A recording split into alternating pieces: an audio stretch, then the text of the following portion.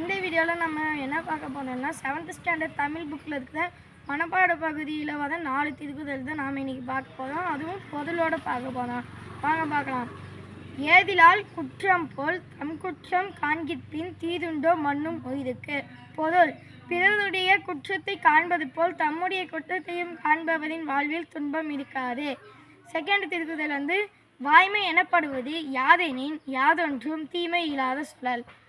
பொருள்: வாய்மை எனப்படுவது ஒரு மனிதனுக்கும் தீங்கு தராத சொல்லை பேசுதல் ஆகும்.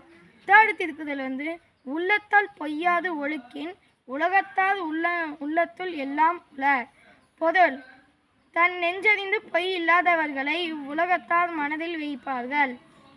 கடைசி திருக்குறள் வந்து இயற்றலும் ஈட்டலும் காத்தலும் காத்த வகுத்தலும் வல்லது அரசு. பொருள் வரும் வழியை அறிந்து கொள்ளுதலும் அவ்வழியில் பொருளை சேர்த்தலும் சேர்த்த பொருளை பாதுகாத்தலும் பாதுகாத்த பொருளை சரியாக பங்கிட்டு செலவிடுதலிலும் வல்லது அரசு. தேங்க்யூ.